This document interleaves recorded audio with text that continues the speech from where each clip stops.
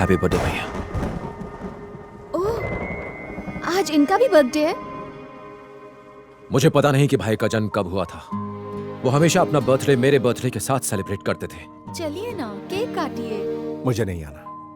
ये क्या, बच्चों जैसी जिद क्यों कर रहे हैं? केक काटिए ना। वो नहीं आएगा। हमारी खुशी के लिए ना सही, कम से कम बाहर जो मेहमान आए हैं उनकी खुशी के लिए तो केक काटिए। नीतू, मुझे पता नहीं मेरा जन्म कब हुआ। मैं अपनी सालगिरह अपने भाई के साथ सेलिब्रेट करता हूँ। आज वो यहाँ नहीं है, इसलिए मैं सेलिब्रेट नहीं करूंगा। क्या हुआ?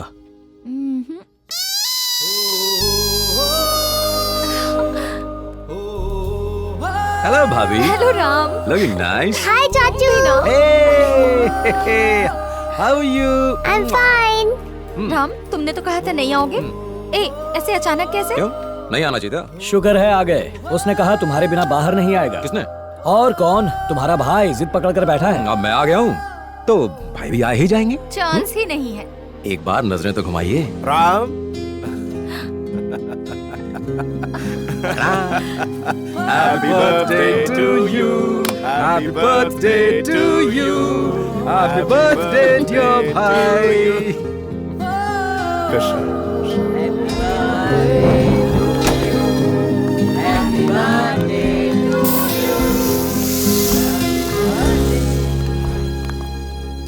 खाना बहुत टेस्टी है। बस बस बस बस और नहीं, मेरा पेट भर चुका है। अरे तेरा पेट अब तक नहीं भरा क्या?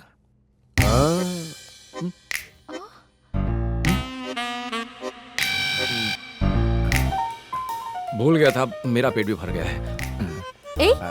तुम दोनों मिलकर कोई प्लान बना रहे हो ना? नहीं नहीं, तो चुप रहे, मैं संभाल लूंगा, टेंशन मत ले।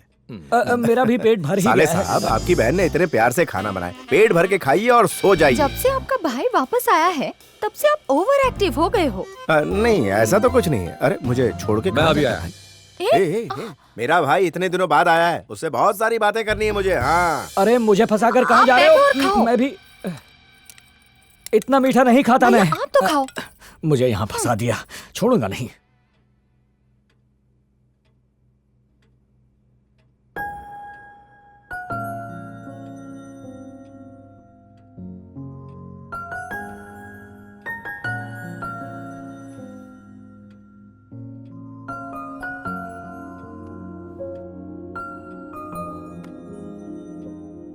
भैया ने मुझे कभी अपने से अलग नहीं समझा, हमेशा अपना ही एक हिस्सा माना।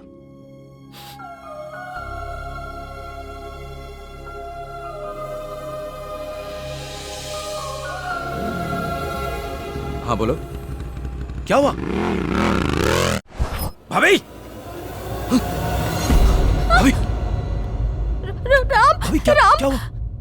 वो लोग, भाभी हुआ क्या है, बोलिए। रेतु, रेतु, रितु,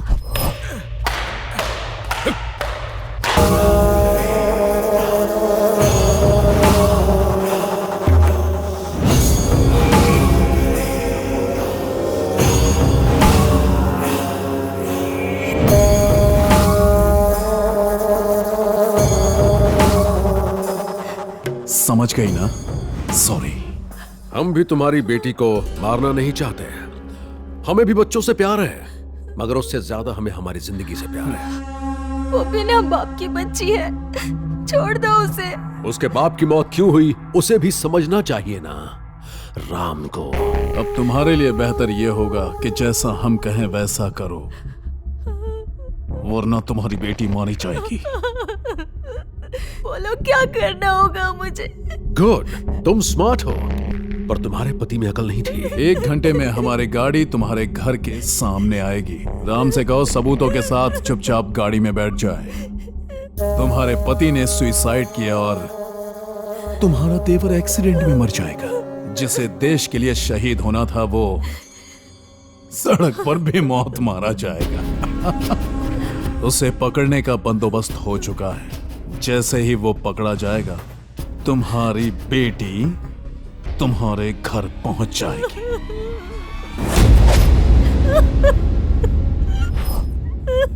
रितु वापस आएगी।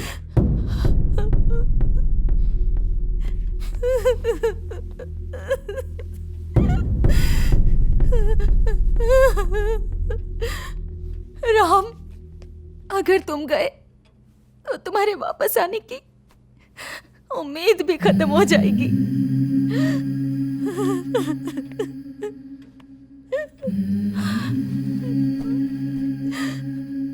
भाभी, जब कोई काम पर जाता है तो एक उम्मीद होती है कि वो लौटेगा, मगर जब एक सैनिक काम पर जाता है तो उसके घर आने की कोई उम्मीद नहीं होती। उसे कभी भी कुछ भी हो सकता है, कब मर जाए कुछ पता नहीं होता। इंसान सैनिक तभी बनता है जब वो देश के लिए मरने को तैयार हो। और जब हम अपने देश को बचाने के लिए अपनी जान न्यौछावर कर सकते हैं तो क्या मैं अपने परिवार को बचाने के लिए अपनी जान नहीं दे सकता? हर सैनिक दुश्मन का दिलेरी से सामना करके मैदान जंग में जंग जीतता है, मगर परिवार की बात आते ही वही बहादुर सैनिक कमजोर पड़ जाता है। हम जहां भी हों, जिस हाल में भी हों, हमेशा अपने परिवार की सलामती चाहते हैं। ऋतु वापस आएगी, जरूर आएगी। जब वो वापस आए उसे ये देना, हमारे देश में कितना भी भ्रष्टाचार क्यों न हो जाए, है तो हमारा ही देश। और मुझे पूरी उम्मीद है जब ऋतु बड़ी होगी वो अपने देश के लोगों के लिए जरूर कुछ करेगी।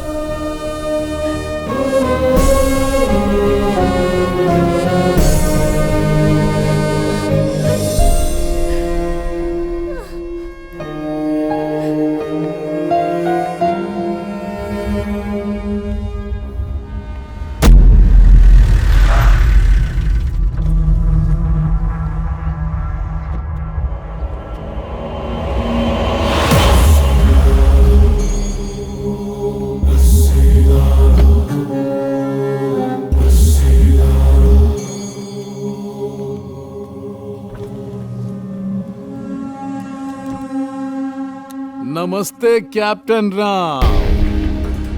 आज देशभक्ति और देश प्रेम के बारे में बात नहीं करेंगे। क्यों, सांप सूंघ गया क्या? परिवार के सामने देश का प्यार फीका पड़ गया ना। मुझे लगा तू शेर की तरह गरजते हुए आएगा, लेकिन तू तो गीदड़ की भांति मेरे सामने आकर खड़ा है। जानता है मेरा क्या कहने का मन कर रहा है? चल साहब के सामने सलामी मार। बड़ा आया देशभक्त। तू एक पॉलिटिशियन है और सैनिक के बारे में इससे ज्यादा नहीं जानता। गलती तेरी नहीं है, उन लोगों की जिन्होंने तुझे वोट दिया। बंद कर तेरी चपड़ चपड़। हमें लोगों ने वोट दिया भी और हम जीत भी गए। अब कान खोलकर मेरी बात ध्यान से सुन। तो उस गाड़ी में बैठ के जाएगा, आगे एक्सीडेंट होगा और उसी के साथ तेरे भाई का जेनेरिक मेडिसिन का सपना और तू दोनों बूम। ओम नमः शिवाय। मिस्टर राम, क्या? आपके नाम अरेस्ट वारंट है। प्लीज कोऑपरेट कीजिएगा। हम जबरदस्ती नहीं करना चाहते। आपका मिलिट्री से कोर्ट मार्शल हो चुका है। हमें ऑर्डर्स मिले हैं कि आपको अरेस्ट करके उनके हवाले कर दें। हमारे साथ चलिए प्लीज। मुझे 2 मिनट देंगे बात करने के लिए? ओके। Thank you.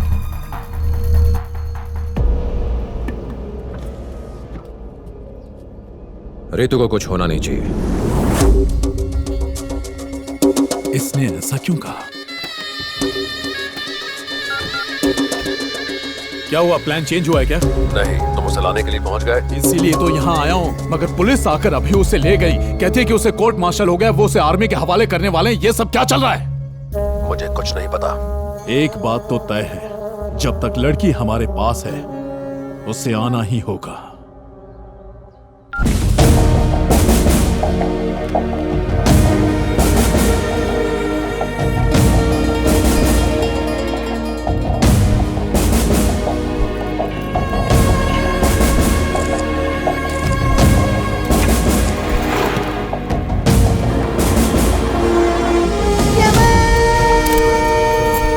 देश में अगर कोई भी मुसीबत में हो तो उसे बचाना हमारा कर्तव्य है।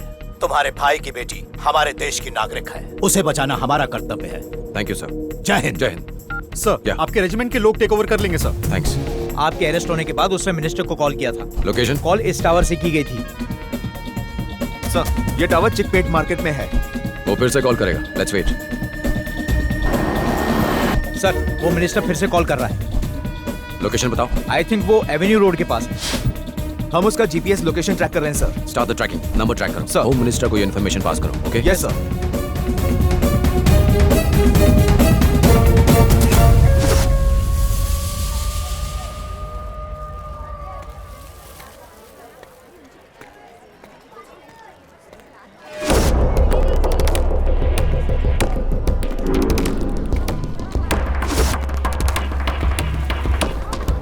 हेलो, मैं अभी मार्केट में हूँ।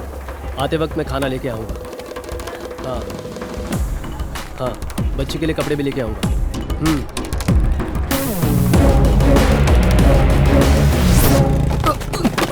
देख के नहीं चल सकते क्या?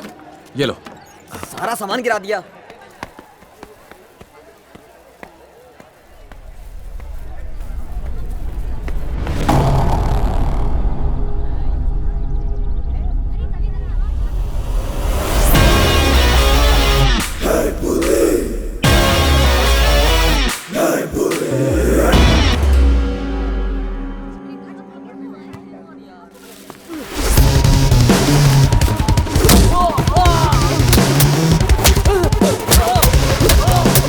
रितु कहाँ है रितु?